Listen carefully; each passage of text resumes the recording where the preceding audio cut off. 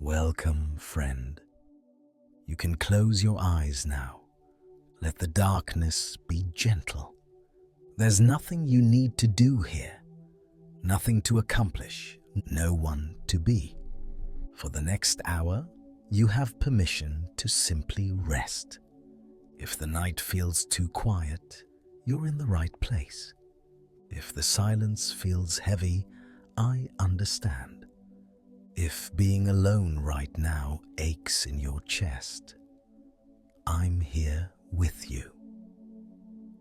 You're not alone in this moment. My voice will stay with you. Maybe today was hard. Maybe you scrolled through your phone tonight and saw everyone else's lives, everyone else's connections, and wondered why yours feels so empty. Maybe you came home to a quiet apartment and the silence pressed down on you. Maybe you're tired of feeling like you're on the outside looking in. If you're here tonight, carrying the weight of loneliness, I want you to know something. This feeling, this ache, it's not proof that something's wrong with you. It's not evidence that you're broken or unlovable or doing life incorrectly. Loneliness is one of the most human experiences there is. And right now, at this very moment, millions of people across the world are lying in beds just like yours, feeling exactly what you're feeling. You're not alone in feeling alone. Tonight, we'll explore something the Buddha discovered 2,500 years ago. Not as a religion, but as a profound insight into the nature of connection itself. You'll hear stories of people who felt just as isolated as you might feel now. And you'll learn practices, simple and ancient, that can transform your relationship with loneliness. By the end of our time together, the silence might feel different. Not because it's gone, but because you've remembered something true. You belong here. You've always belonged. Let's begin by understanding what loneliness really is. Let's talk about what you might be feeling right now. Picture this. It's Friday night. Your phone lights up a notification. Someone posted a photo. Dinner with friends, everyone laughing. Another notification. A party you weren't invited to. Another. Couples, groups, gatherings. Everyone else seems to be somewhere, with someone. And you're here, home, alone, again. You try to tell yourself it's fine. You chose a quiet night. You're just tired. But the truth sits heavier than that. The silence isn't peaceful tonight. It's thick. It presses against your chest. You put on a show just to hear another voice in the room. The characters talk to each other, and for a moment, it feels less empty. But then a scene comes on. Friends around a table, easy laughter, the kind of belonging that looks effortless. And the ache returns. You pick up your phone again, scroll through more lives that aren't yours. Everyone else seems to have figured it out, how to connect, how to belong, how to not be the one always on the outside. Maybe you send a text to someone, something casual. You watch the screen, waiting for those 3 dots. 1 minute, 5 minutes. They're probably busy. They're probably with other people. You set the phone down. The apartment feels bigger now. The bed feels wider. Your own breathing sounds too loud in the quiet. And that question arrives, the one that always comes on nights like this. What's wrong with me? Why am I always the one alone? If this feels familiar, if you've lived some version of this, I want you to hear something important. You are not broken. This feeling you're carrying, this loneliness, it's not proof of failure. It's not evidence that you're unlovable or fundamentally flawed or doing something wrong.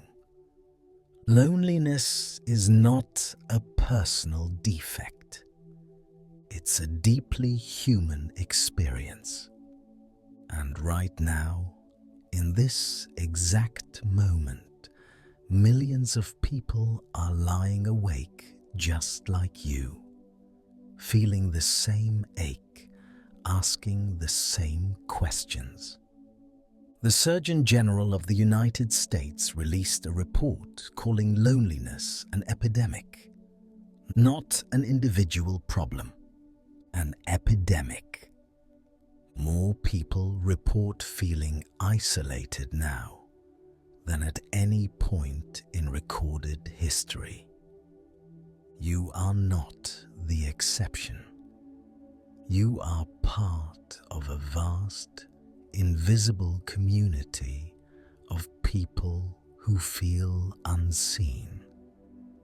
And here's what matters. This loneliness you're feeling, as real and painful as it is, it's also pointing you towards something. The Buddha spent years exploring this very experience. Not loneliness exactly, but something deeper, the feeling of separation. The belief that you are fundamentally cut off from everyone and everything. He called it an illusion. Not because the pain isn't real, but because the story underneath the pain, the story that says you're alone in some permanent, unchangeable way, that story isn't true. You are not separate from life. You are not cut off from connection. Even now, even in this quiet moment, you are held by forces larger than you can see. The earth beneath you, the air moving through your lungs, the ancient rhythms of existence that connect every living thing. The loneliness is real, but the separation, the idea that you're fundamentally isolated, that's the illusion. And tonight, we're going to explore how to see through it. Not by pretending the loneliness isn't there, but by understanding what it actually is and what it isn't. There is a way through this. Not by forcing yourself to be more social. Not by fixing some imagined flaw in who you are, but by changing your relationship with loneliness itself. By remembering a truth you've forgotten. Let me tell you about someone who discovered this. Her name was Claire, and 3 months ago, she would have told you she was the loneliest person alive. She would have believed it too. This is her story. And through her story, you might begin to see your own path forward. Claire is 32. She's a graphic designer, works from home. She moved to Portland 3 years ago for a job opportunity. It was supposed to be exciting, a fresh start, new city, new possibilities. But the timing was terrible. She arrived just as the pandemic hit. The office she was supposed to work in closed. Everyone went remote. The colleagues she was supposed to meet became names in email signatures and faces in video boxes. And Portland, this beautiful city full of people, became a place where she knew no one.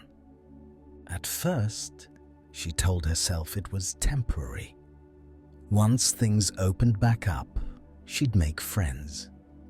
She'd find her people. But here's what happened. By the time the world opened again, everyone else already had their groups. Their friend circles had solidified during lockdown. And Claire, she was on the outside. She'd see people at coffee shops, groups of friends, easy laughter. She'd walk past restaurants with tables full of people who clearly knew each other well. And she'd go home to her apartment, alone. She tried. She really did. She joined a book club, but everyone there was 20 years older, talking about their grandchildren. She tried a hiking group, showed up to the meetup point. Everyone else came in pairs, already friends, already mid-conversation. She walked the trail by herself, 10 feet behind the group, feeling more alone than if she'd just stayed home. After a while, she stopped trying. It hurt too much.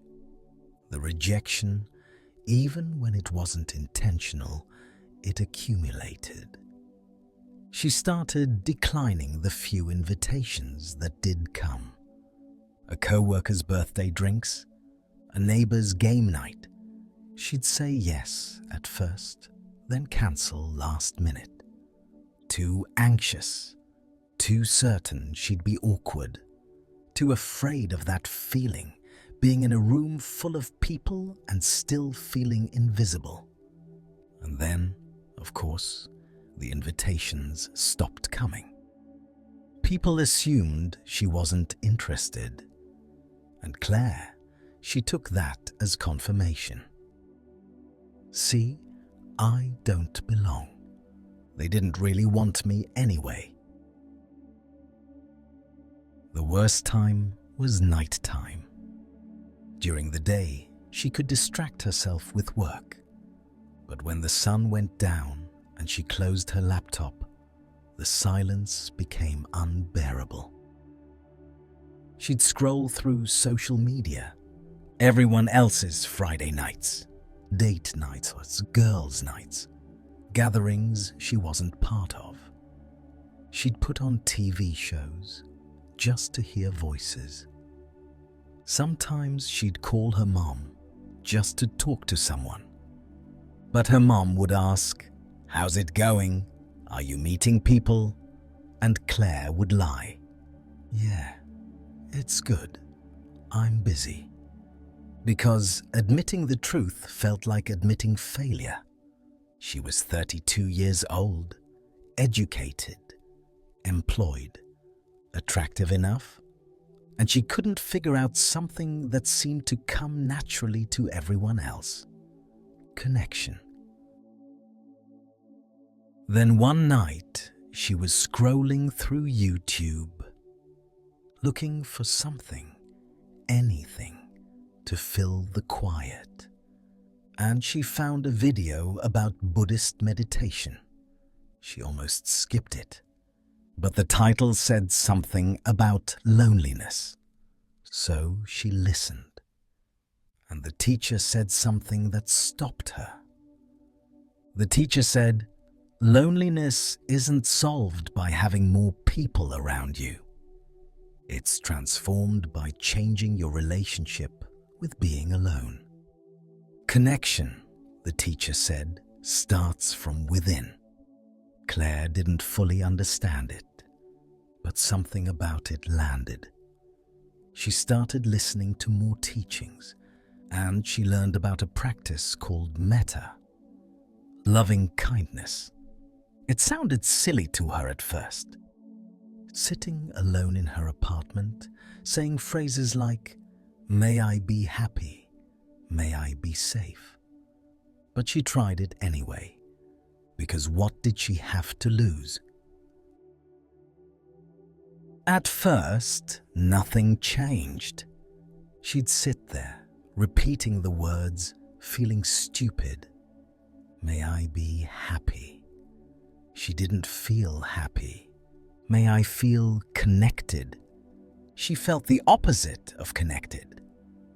But she kept going, and slowly, something shifted.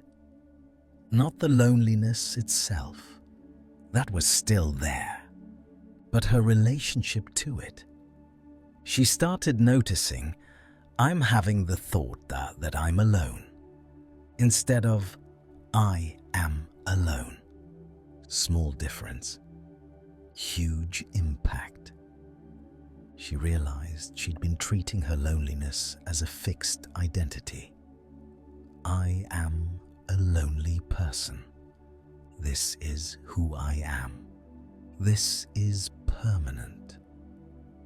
But the meditation taught her loneliness is an experience, not an identity. It comes, it goes, like weather. Some days are cloudy. That doesn't mean the sun is gone forever. She started taking small steps, not big, scary ones, just small. She said hi to her neighbor in the hallway. Actually said hi, not just nodded and hurried past.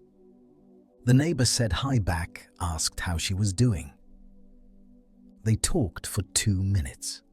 It was nothing, but it was also something. She joined an online meditation group, Zoom sessions with strangers. It felt safer than in person, less pressure. She didn't have to perform. She could just sit, breathe, be part of something without the anxiety of being seen. And slowly, she started showing up as herself. Not trying to be more interesting or more fun or more anything, just herself. Quiet, a little awkward, but real. And here's what she discovered. When she stopped hiding, when she let people see her actual self, some people didn't connect with her. And that was okay. But a few people did. She met another woman in the meditation group, also new to Portland, also working from home. They started having coffee once a week, then twice a week. It wasn't fireworks. It wasn't a rom-com friendship montage. It was just two people being honest about how hard it is sometimes. And that honesty, that willingness to say, I struggle too, that created connection. 3 months later, Claire still has quiet Friday nights. She's still an introvert. She still needs a lot of alone time. But it feels different now. The loneliness still visits, but it doesn't consume her anymore. She doesn't spiral into, what's wrong with me? Why can't I connect like everyone else? She just notices, oh, loneliness is here tonight. And she treats it like a guest. Not a welcome one necessarily, but not an enemy either. She sits with it. She does her metta practice. May I feel connected, starting with myself. And some nights, that's enough. She also volunteers now at an animal shelter, walking dogs. It's connection without the pressure of conversation. The dogs don't care if she's awkward. And she's met a few other volunteers, people who also prefer animals to small talk. Her circle is small. 2 close friends, a few acquaintances, that's it. But it's real. And she's learned something profound. She spent years waiting for people to include her, waiting to be chosen, waiting for belonging to happen to her. But belonging started when she included herself first, when she stopped abandoning herself in the presence of others, when she decided, I'm enough, even if I'm alone. Ironically, that's when connection became possible. Claire's story teaches us something important. Loneliness isn't solved by collecting more people. It's transformed by befriending yourself first, by learning that you can be alone without being lonely. That solitude and loneliness are not the same thing. Now, Claire's journey was one path. But loneliness takes many forms. Let me tell you about David. His loneliness looked completely different. David is 47. For 20 years he was married. 2 kids. A house in the suburbs. His entire identity was built around being a family man, husband, father, provider. That's who he was. And then, 2 years ago, his wife said the words he never thought he'd hear. I'm not happy. I haven't been for a long time. I want a divorce.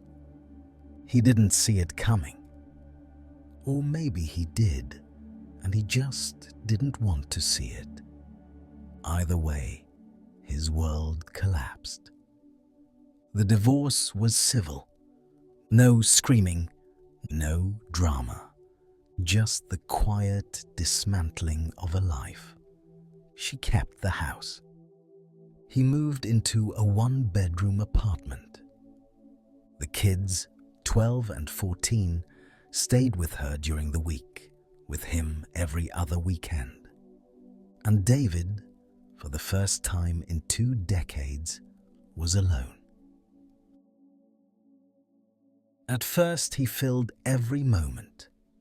Went to the gym, stayed late at work, watched sports. Anything to avoid the silence. But every other Sunday, when he dropped the kids back at the house that used to be his, and he'd drive back to his apartment, the loneliness would hit like a wave. The apartment felt wrong, too quiet, too empty. He'd sit on the couch and not know what to do with himself. All his friends were married. Couple friends, really. And after the divorce, those friendships faded. Not because anyone was cruel, just because he didn't fit anymore.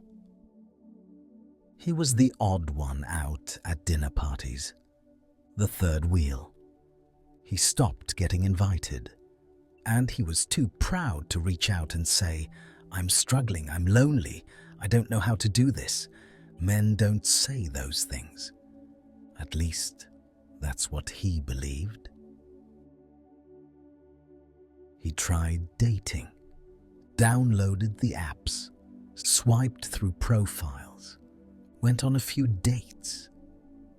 But his heart wasn't in it. He wasn't looking for connection.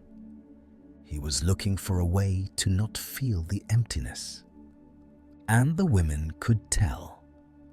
One of them said to him, You're not ready for this. And she was right. He wasn't ready to date. He was still grieving. Not just the marriage, but the identity, the version of himself that had a place in the world. Now he felt like he was floating. untethered, 47 years old and starting over. One night, he couldn't sleep. He was scrolling on his phone and he came across an article. It was about Buddhist monks who live in solitude, years alone. But the article said they weren't lonely. That confused him. How could you be alone for years and not be lonely? So he started reading more, and he learned this. Being alone and being lonely are not the same thing. Loneliness is not about the absence of people. It's about the absence of connection to yourself, to life, to the present moment. David realized something. He'd been lonely in his marriage, surrounded by people, but disconnected, going through the motions, present but not really there. And now he was alone. But that didn't have to mean lonely. The loneliness came from resisting what was, from the story, this isn't how it's supposed to be. I'm supposed to have a family. I'm supposed to be settled. I'm not supposed to be 47 and alone. Every time he told himself that story, he felt worse. So he tried something. He stopped fighting the aloneness. He stopped filling every moment. He started sitting with the silence. At first, it was excruciating. His mind would race. You failed. Your kids are growing up without you. You're going to be alone forever. But he learned a practice called RAIN. Recognize the feeling. Allow it to be there. Investigate it with curiosity, not judgment. Nurture himself through it. And slowly, the silence became less threatening. He started cooking elaborate meals for himself. Not just surviving, actually caring for himself. He'd set the table, light a candle, eat slowly. At first, it felt ridiculous. Who does this for themselves? But then he realized, why not? Why was he only worth effort when someone else was watching? He joined a men's group. It took him weeks to work up the courage. He almost didn't go, but he showed up. And for the first time, he heard other men say the things he'd been too ashamed to admit. I'm lonely. I don't know who I am without my marriage. I'm scared. And David said it too, out loud. And nothing bad happened. The world didn't end. The men didn't judge him. They nodded. They understood. Because they'd been there too. Now, a year later, David is still alone most nights. His kids are still with their mom during the week. He still goes home to a quiet apartment. But something fundamental has changed. He's not waiting to be rescued anymore. He's not waiting for his life to go back to what it was. He's learning to be with himself, to be his own companion. And from that place, he's actually started connecting with people again. Not from desperation, but from wholeness. He's even started dating someone. It's early. It might not work out, but this time, he's not looking for her to complete him. He's already complete. He's learned what the Buddha taught. You can't pour from an empty cup. You can't offer real connection if you're at war with yourself.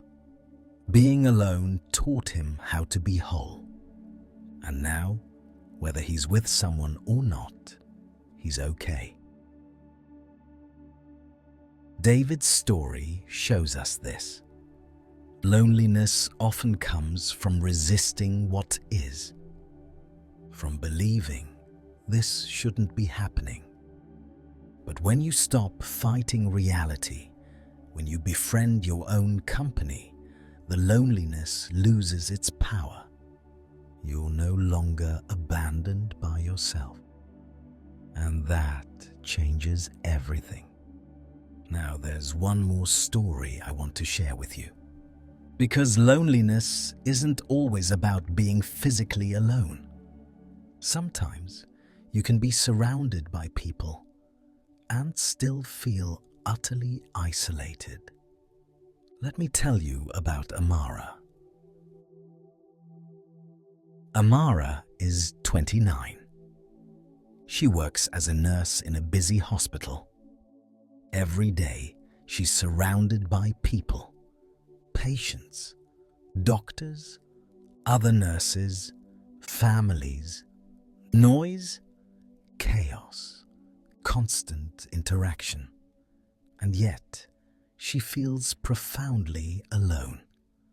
Not because people aren't around, but because she doesn't feel seen by any of them. She goes through her shifts wearing a mask, not just the medical mask, but an emotional one. She's professional, capable, friendly enough, but she never lets anyone in. At the end of her shift, she goes home to her apartment and she collapses, exhausted, not just from the work, but from the performance, the constant effort of seeming fine. Amara grew up in an immigrant family, Nigerian parents. She was born in the States, but she never quite felt like she fit anywhere. At home, she was too American. At school, she was too different. She learned early, don't let people see too much. They won't understand.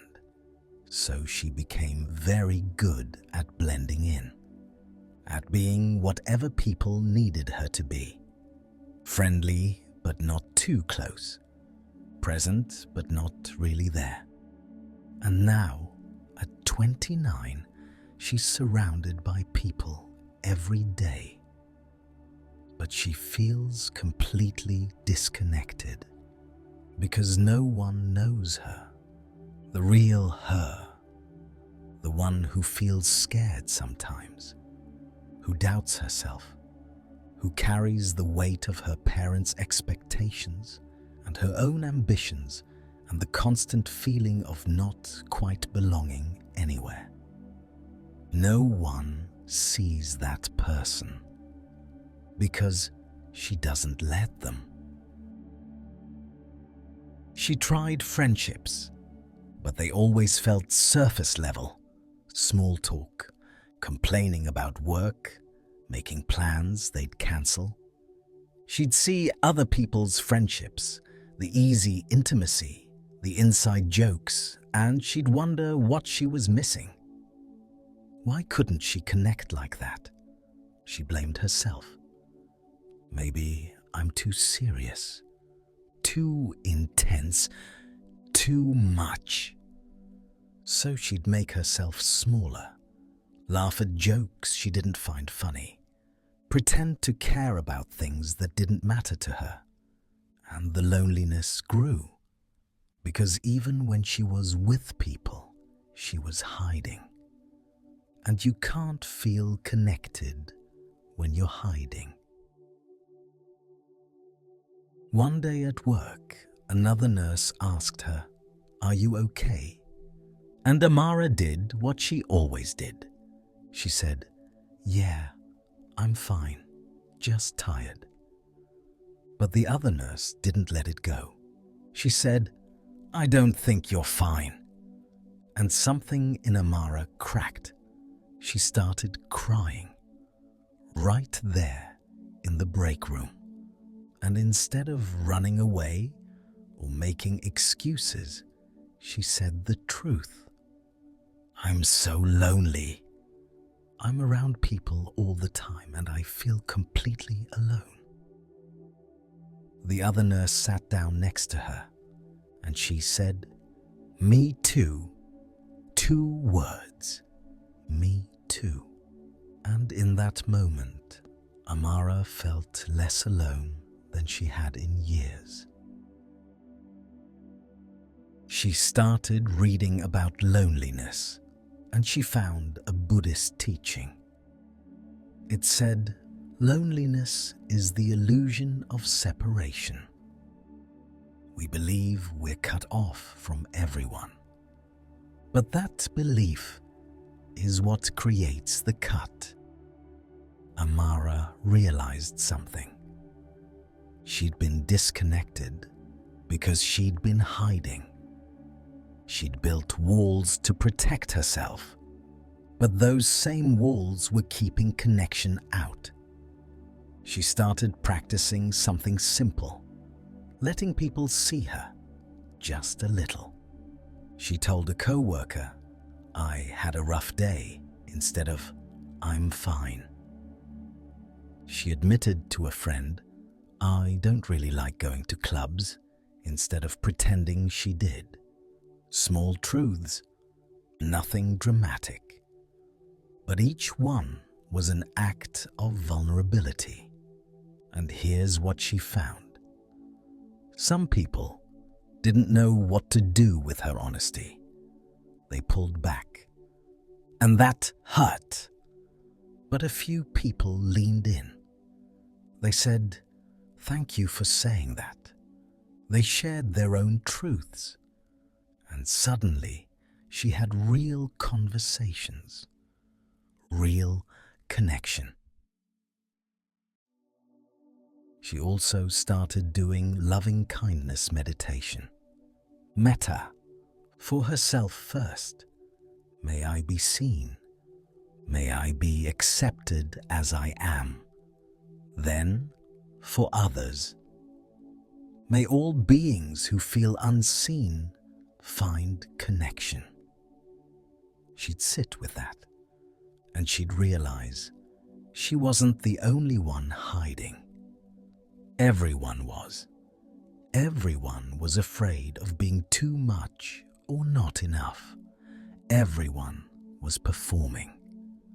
And that realization created compassion for herself, for others.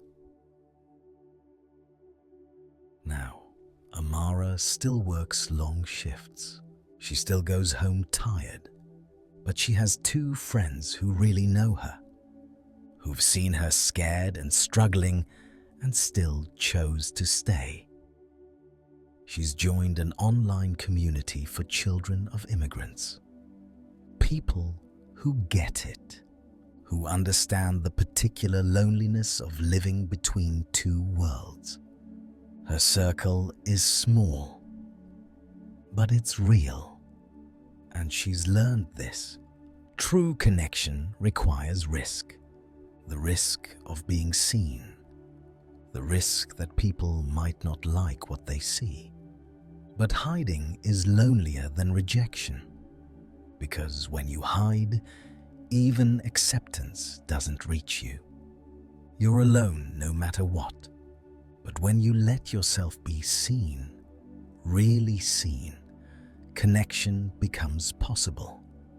And that, she's learned, is worth the risk. These 3 stories, Claire, David, Amara, different ages, different situations, different kinds of loneliness. But all 3 discovered the same truth. Loneliness is not solved by having more people around you. It's transformed by changing your relationship with yourself, by learning to be your own companion first, by understanding that connection, real connection, starts from within. And all three were guided by ancient wisdom, teachings that have helped millions of people for thousands of years. Now you might be wondering, what exactly did the Buddha understand about loneliness? What did he discover that transformed suffering into freedom? Let's explore that now. You heard 3 stories tonight. Claire, who moved to a new city and felt invisible. David, who lost his marriage and his identity. Amara, who was surrounded by people but felt utterly alone. 3 different lives, 3 different circumstances. But notice what they all discovered. The loneliness wasn't solved by changing their external situation. Claire didn't suddenly get invited to 50 parties. David didn't remarry immediately. Amara didn't become an extrovert. What changed was something deeper. They changed their relationship with being alone. They stopped fighting what was. They learned to be their own companions, and that's when connection became possible. This is what the Buddha spent his life understanding. Not loneliness exactly, but something more fundamental, the feeling of separation. Let me tell you a story. 2,500 years ago, there was a prince named Siddhartha. He lived in a palace, surrounded by every pleasure, every comfort. Servants, musicians, dancers, friends. He was never alone, and yet he felt profoundly isolated. Because despite being surrounded by people, he felt cut off from something essential, from truth, from reality, from life itself. So one night he left. He walked away from the palace, from the crowds, from everything, and he sat alone under a tree for weeks, just sitting, watching his own mind. And he discovered something radical. He realized that the feeling of separation, the belief that he was fundamentally alone, cut off from everyone and everything, that belief was an illusion.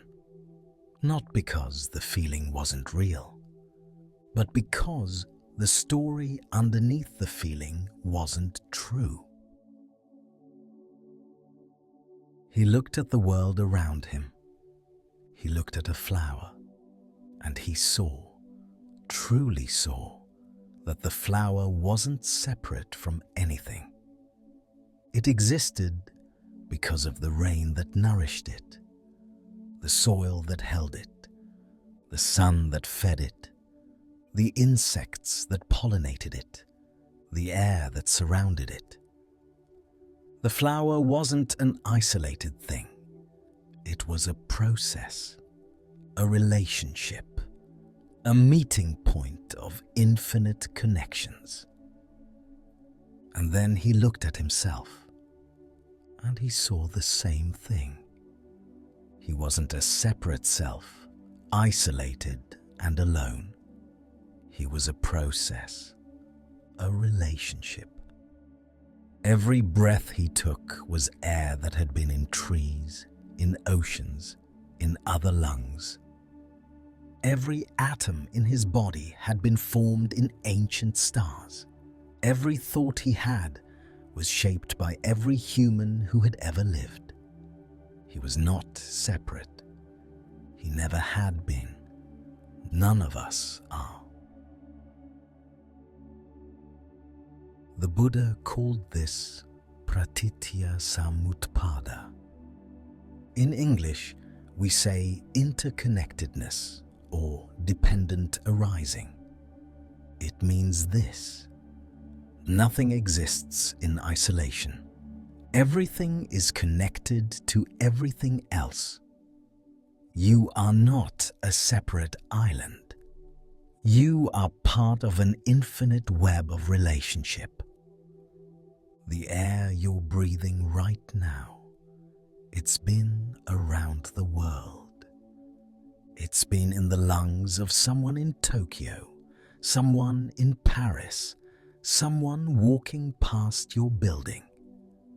You're breathing the same air as every living thing on this planet. That's not a metaphor. That's literal interconnection. The water in your body, it's been in clouds, in rivers, in ancient oceans.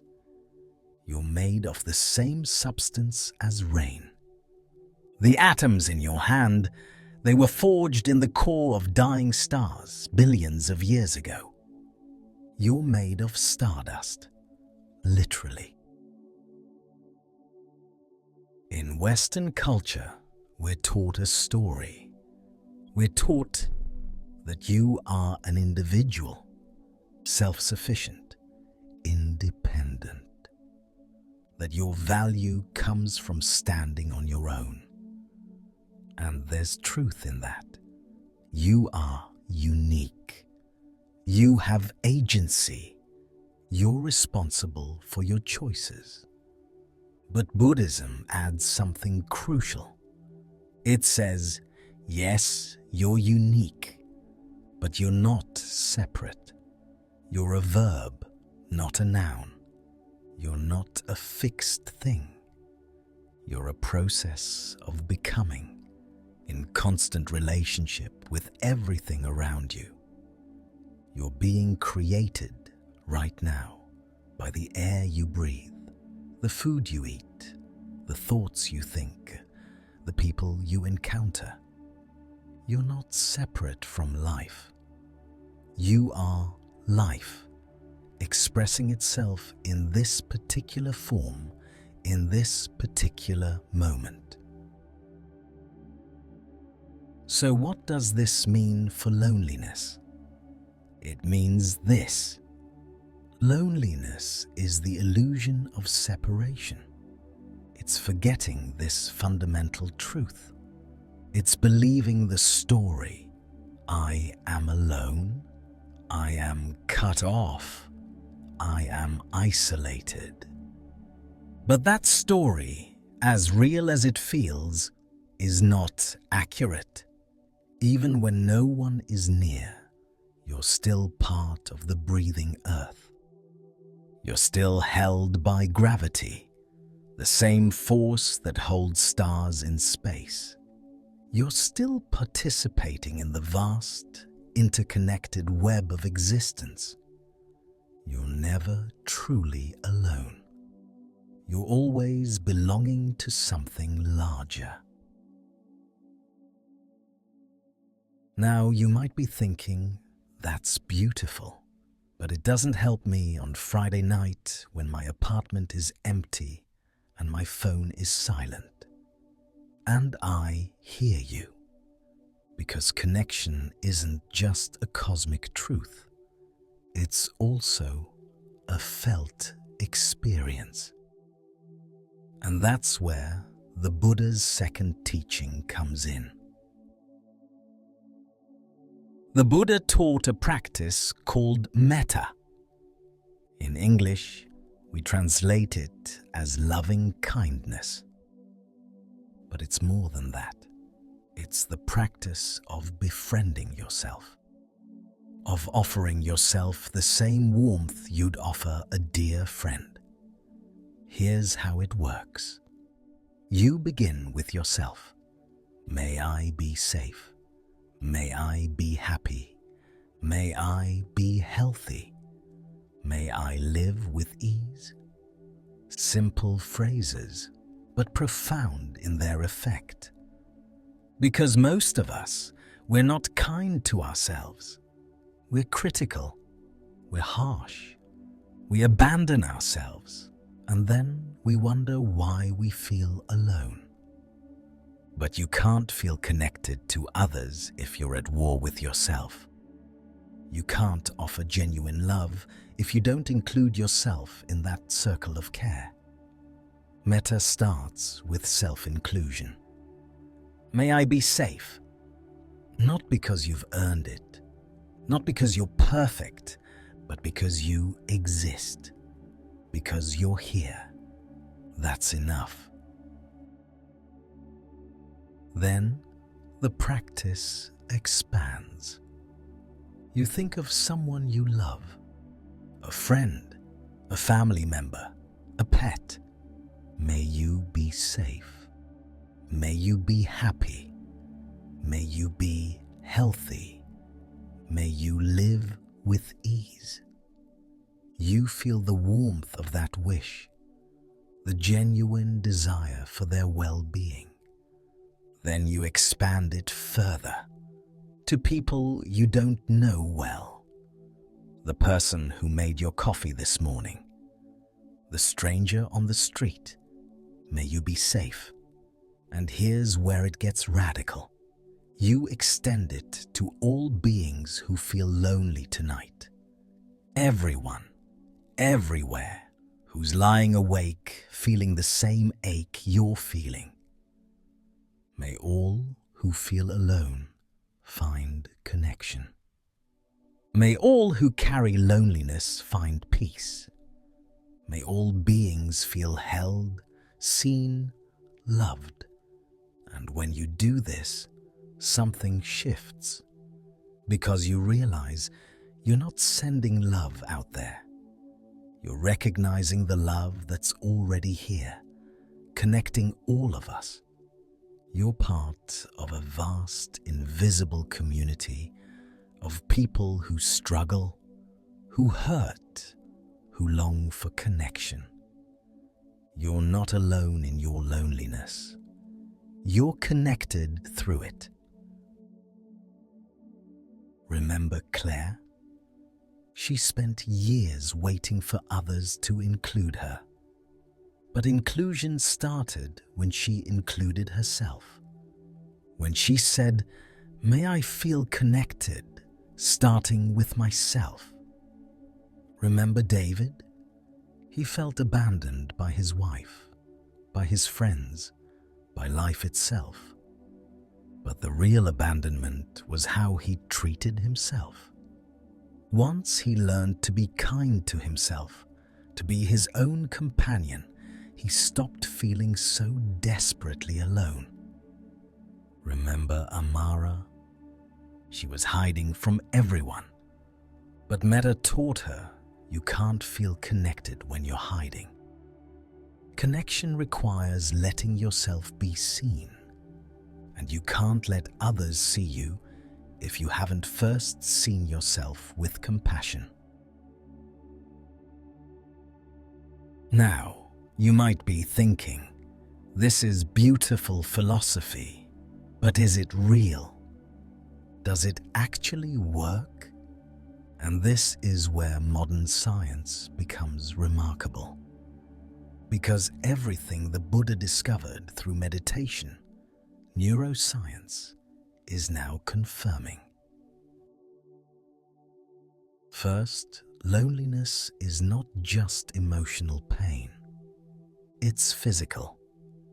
Studies using brain imaging show that social rejection activates the same neural pathways as physical pain.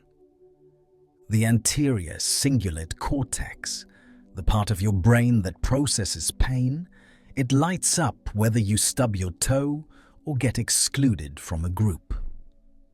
Your brain doesn't distinguish. Loneliness aches because it's neurologically processed as injury. This is why it hurts so much. It's not weakness. It's not being dramatic. It's your brain responding to a threat. Because for our ancestors, isolation meant death. Being cut off from the tribe meant you wouldn't survive. So your brain treats loneliness as an emergency. It's trying to protect you.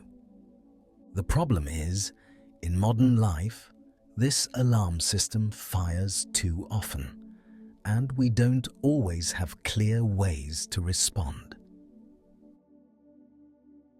Second, loneliness is a public health crisis. The Surgeon General of the United States released a report calling it an epidemic. The research shows loneliness is as harmful to health as smoking 15 cigarettes a day. It increases risk of heart disease by 29%, risk of stroke by 32%, risk of dementia by 50%. It suppresses immune function. It accelerates aging at the cellular level. This is not a personal failing. This is a social and biological crisis. And the Buddhist solution, cultivating inner connection first, is more relevant now than ever. Third, loving-kindness meditation actually changes your brain. Studies show that after 8 weeks of metta practice, participants report increased feelings of social connection, even if their actual social interactions haven't changed. They feel more connected because they've changed their relationship with themselves and with being alive. Brain scans show increased activity in areas associated with empathy and positive emotion. The insula, which processes self-awareness and compassion, becomes more active. The reward centers light up when thinking of others. You're literally rewiring neural pathways, creating new patterns of relating, not just to others, but to yourself. There's also research on something called the default mode network. It's the part of your brain that activates when you're not focused on a task, when your mind wanders. For people with chronic loneliness, this network becomes overactive. It creates repetitive thoughts. I'm alone. No one cares. I don't belong. These thoughts loop endlessly. But meditation quiets this network. It interrupts the loop. It creates space between you and the thought. So instead of, I am lonely, you experience, I'm having the thought that I'm lonely. Small shift, huge difference, because the thought is no longer you, it's just weather passing through. Finally, there's research on something called co-regulation. It's the idea that humans are designed to regulate each other's nervous systems. When you're with someone calm, your heart rate slows to match theirs. When you're with someone anxious, yours speeds up. We're biologically wired for connection. But here's what's profound. Self-compassion activates the same neural pathways as receiving compassion from someone else. When you speak kindly to yourself, when you place a hand on your heart and say, I'm here, you're not alone, your brain releases oxytocin, the bonding hormone. The same chemical that's released when someone hugs you. You can give yourself what you're seeking from others. You can be your own source of soothing.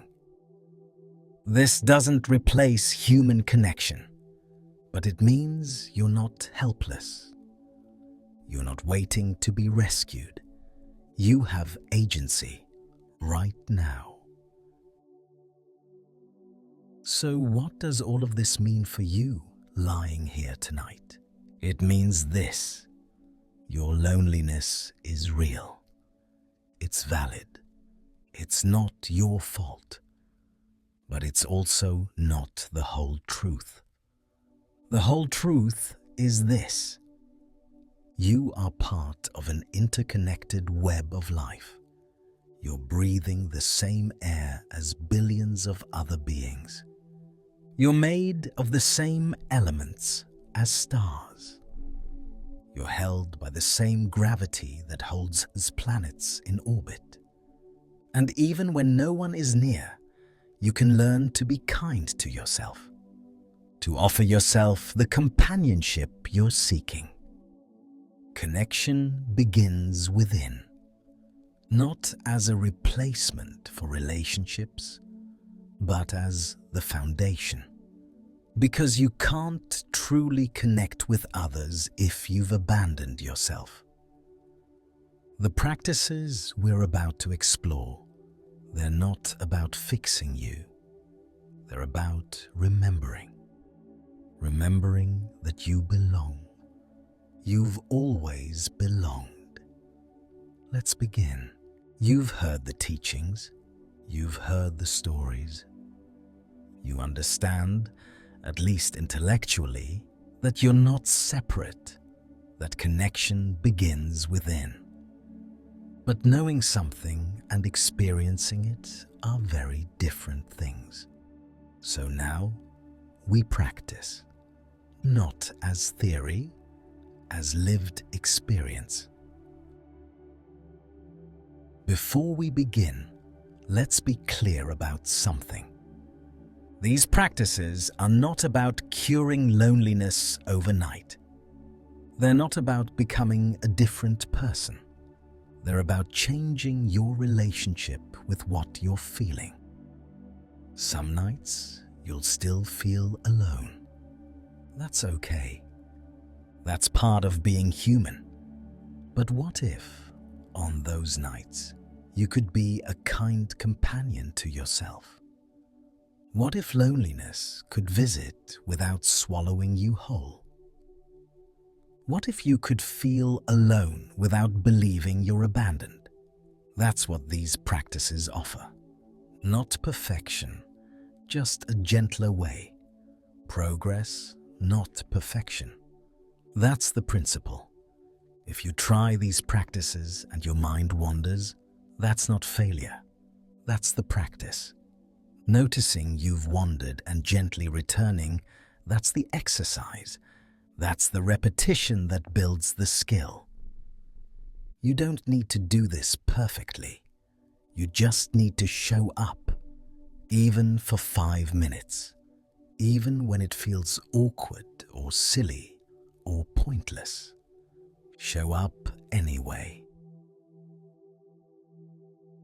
Let's begin with something you can do right now, right here, in this moment.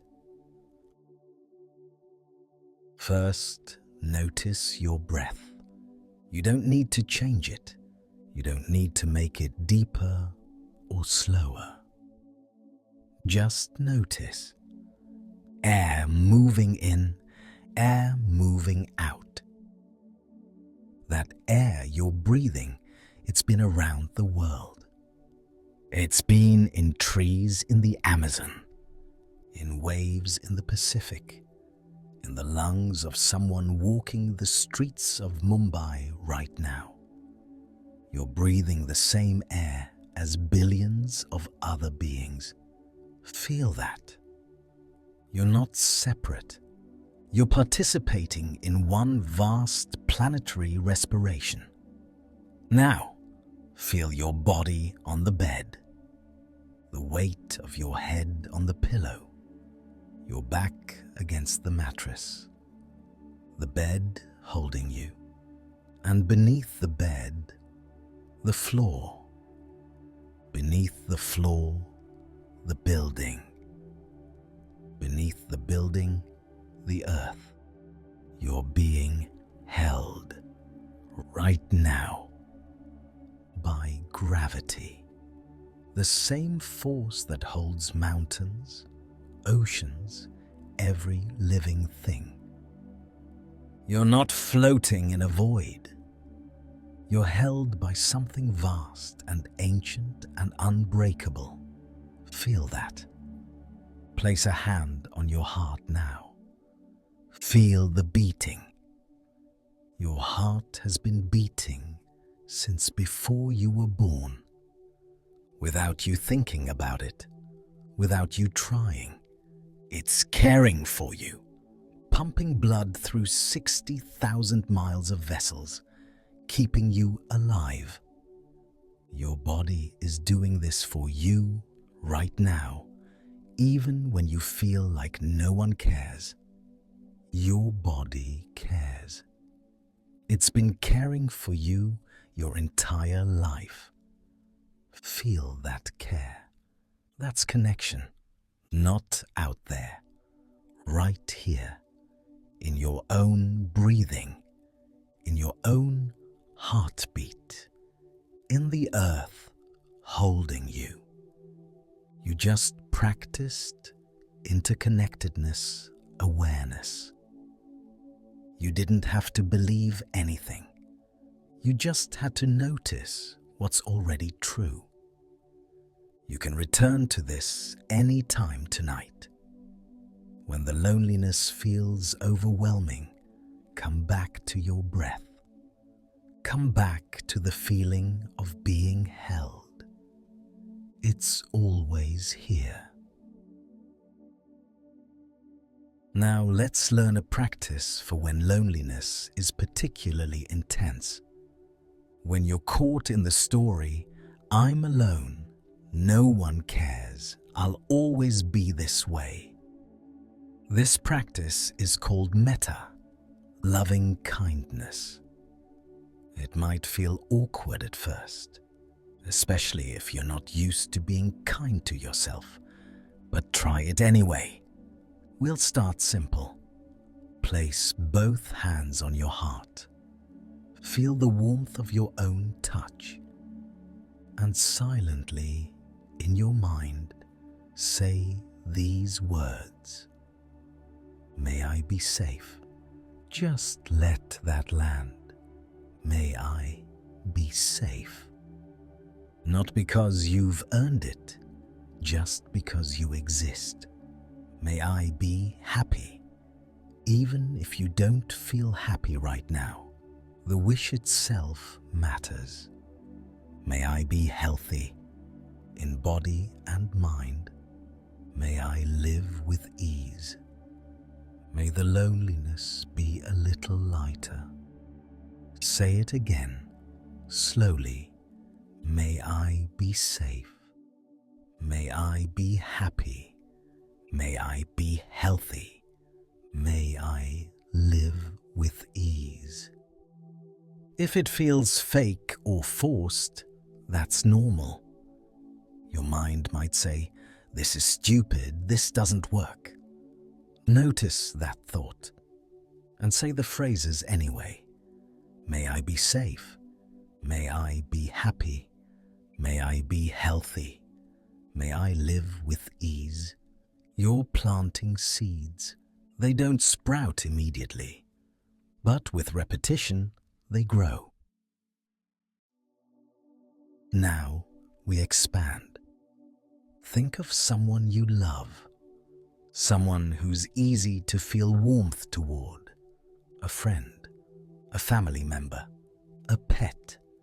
Picture them and offer them the same wish. May you be safe. May you be happy. May you be healthy. May you live with ease. Feel that warmth, that genuine desire for their well-being. You're capable of that. You have that capacity for love. Now, here's where the practice becomes powerful. Extend that wish to all beings who feel lonely tonight. Everyone, everywhere, lying awake with the same ache. You're not alone in your loneliness. There's a vast, invisible community of people feeling exactly what you're feeling. May all who feel alone find connection. May all who carry loneliness find peace. May all beings who long to be seen feel truly seen. May we all remember we belong. When you do this, something shifts. Because you're not just receiving, you're offering. And in offering kindness to others who suffer, you realize you're part of something larger. You're connected through your loneliness, not separated by it. This practice, metta, you can use it any time. Before sleep, when loneliness visits in the middle of the night, when you're scrolling through your phone and feeling left out, pause. Place a hand on your heart. May I be safe. May I be happy. May I be healthy. May I live with ease. Just those 4 lines. 30 seconds. That's all it takes. But do it regularly. Make it a habit. Because loneliness isn't solved in one moment. It's transformed through consistent, gentle practice. Now, let's talk about tomorrow. Because what you do when you wake up sets the tone for your entire day. Here's what I invite you to try. Tomorrow morning, before you check your phone, before you look at email or social media, before you start the day, sit for 5 minutes. Just 5. You can sit on the edge of your bed or in a chair, feet on the ground, hands in your lap, and just breathe. Watch your breath. In, out. Your mind will wander. It will start planning the day, worrying about things, replaying yesterday. That's fine. Just notice, oh, I'm thinking, and return to the breath. That's the practice. Not perfect stillness, but noticing and returning over and over. 5 minutes. That's it. Why does this matter? Because when you start your day from presence, from your own center, instead of immediately reacting to the outside world, everything changes. You're not beginning from a place of lack. You're beginning from a place of wholeness. And from that place, connection becomes easier. Not forced, natural. Try it for 1 week. Just 5 minutes. Before the phone. Before the demands, before the world rushes in. 5 minutes of being your own companion first. Here's one more practice. This one is for your daily life. Tomorrow, make one small connection, not a grand gesture. Not asking someone to be your best friend, just one small act of reaching out. Text someone thinking of you. Not because you need something, just because. Or smile at a stranger. Make eye contact. Say good morning and mean it. Or go to a place where people gather. A coffee shop, a park. You don't have to talk to anyone. Just be around the hum of life, or water a plant. Take care of something alive. Connection isn't always human. Sometimes it's caring for something that grows, or pet a dog. Animals offer connection without the complexity of human interaction. One small act, tomorrow, then the next day, and the next. Because connection is built in tiny moments. Not dramatic declarations, just small, consistent acts of showing up. To yourself first, then to life. Now, you might be wondering, which practice should I do? Here's my guidance. If you're feeling disconnected from yourself, if you're being harsh or critical or feeling unworthy, start with metta. The loving kindness practice. May I be safe, may I be happy, may I be healthy, may I live with ease. Do that every night before sleep. 30 seconds. If you're feeling cut off from the world, if you're caught in the belief that you're completely isolated, use the interconnectedness awareness. Notice your breath. Feel the earth holding you. Remember, you're part of something vast. Do that when loneliness feels overwhelming. If you're stuck in the story that no one cares, if you're waiting for someone to rescue you, do tomorrow's practice. Make one small connection. Prove to yourself that you have agency. You're not helpless. You can reach out. But honestly, the best practice is the one you'll actually do. So pick one, just one. Don't try to do all of them perfectly. Pick the one that resonates. And do it consistently, every day for 1 week. Then notice what shifts, not necessarily in your external circumstances, but in how you relate to being alone.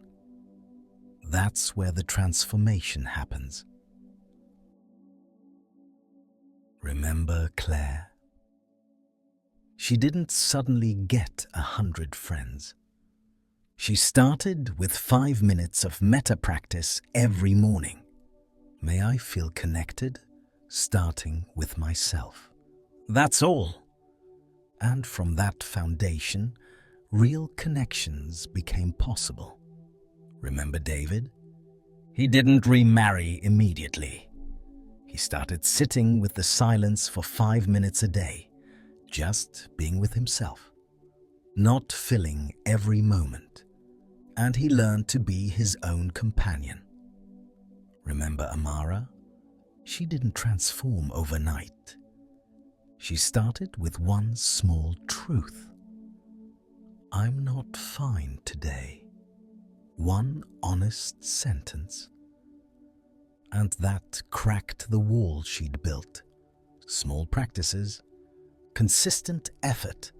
That's how transformation happens.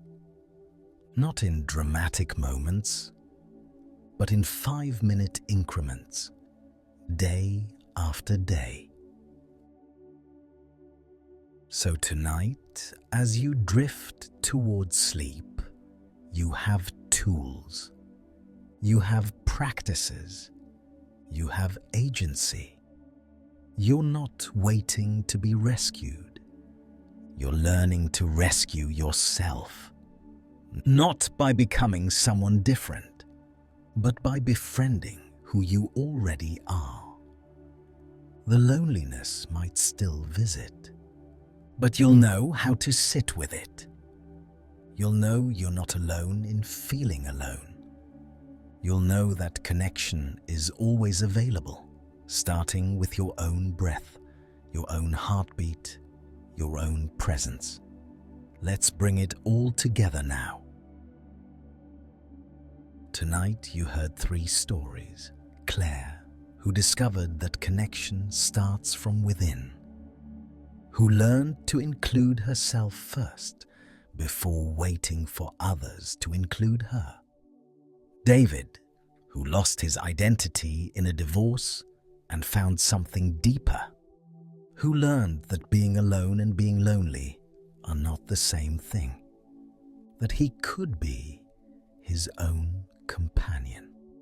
Amara, who was surrounded by people but felt invisible, who learned that connection requires letting yourself be seen, that hiding creates more loneliness than rejection ever could. 3 different journeys, but all 3 discovered the same truth. Loneliness is not solved by collecting more people. It's transformed by befriending yourself. You learned what the Buddha understood 2,500 years ago, that you are not separate. You are part of an infinite web of connection. The air you breathe connects you to every living thing. The atoms in your body were formed in ancient stars. You belong to existence itself. Even when no one is near, you are held by the earth beneath you, by gravity, by life itself. You also learned metta, the practice of loving kindness. May I be safe, may I be happy, may I be healthy, may I live with ease. Simple words, but they plant seeds of self-compassion. They remind you that you deserve kindness, not because you've earned it, but because you exist. And you learned that transformation happens in small moments. 5 minutes of sitting with yourself in the morning. 1 small connection each day, noticing your breath when loneliness overwhelms you. These aren't grand gestures, they're tiny acts of showing up for yourself, day after day. That's how change happens. Now, here's something important. You don't need to remember all of this. You don't need to get it perfect. You don't need to practice everything I've shared. Your body already knows how to rest. Your heart already knows how to belong. Underneath all the loneliness, underneath all the stories, there's a part of you that has never been separate, that has always been connected. You don't need to create that connection.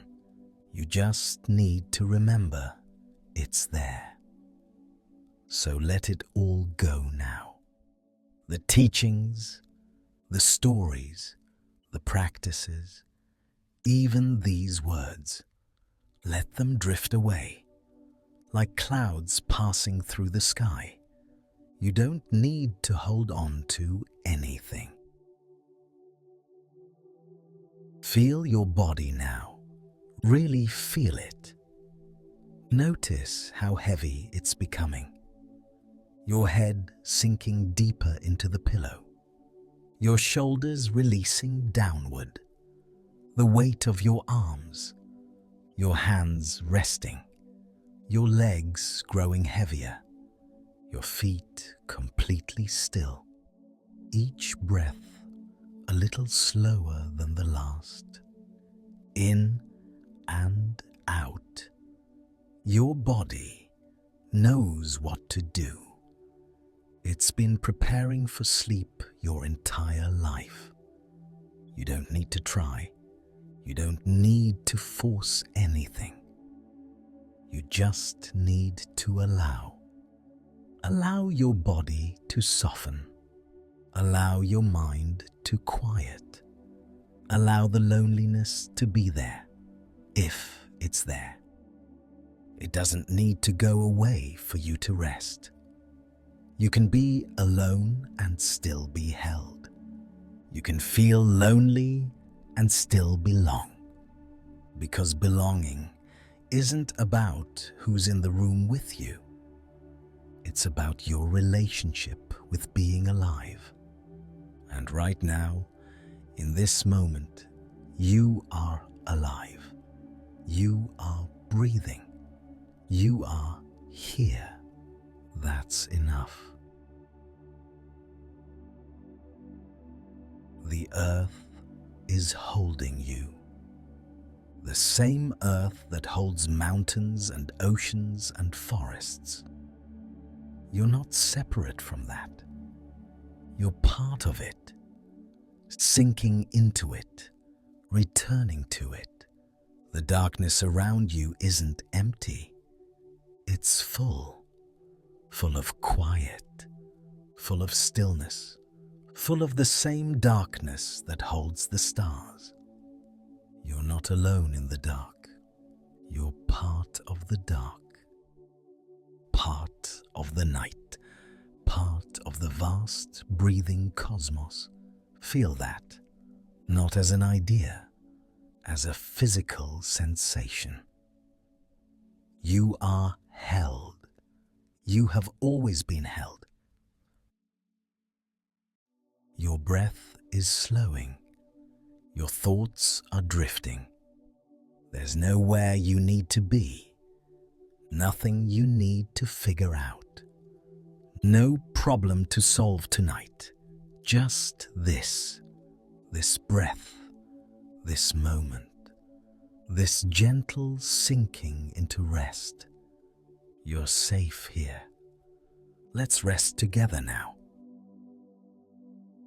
May you rest deeply tonight. May the silence feel a little less heavy. May the empty spaces feel a little less empty. May you wake tomorrow remembering you are not separate. You are part of the vast web of life, connected to everything that breathes.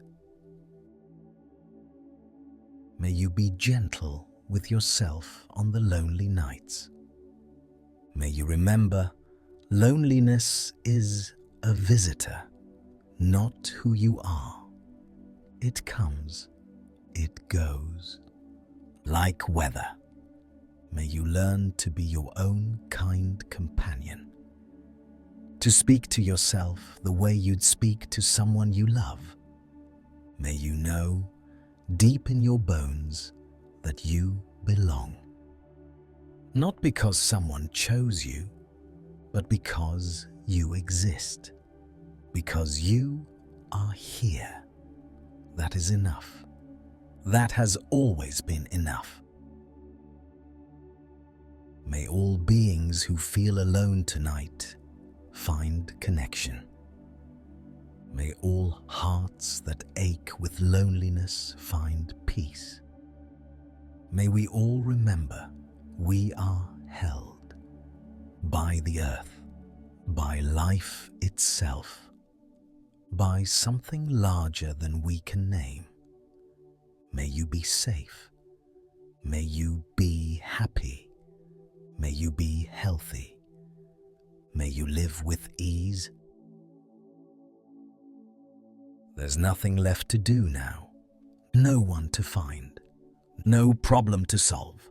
No loneliness to fix. Just this breath. This soft darkness. This moment of letting go. You're not waiting for anything anymore. You're not trying to become anyone else. You're just here, breathing, being. That's all that's asked of you tonight. The night holds you. The earth beneath you holds you. The same earth that has held every living thing that has ever existed. You're part of that ancient holding. You always have been. My voice will fade soon, but you're not alone. The darkness is with you. The silence is with you. Your own breath is with you, always. You can let go now of everything. The stories, the searching, the longing for what isn't here. Let it all go. Sinking deeper down. Your body knows. It's been doing this your entire life.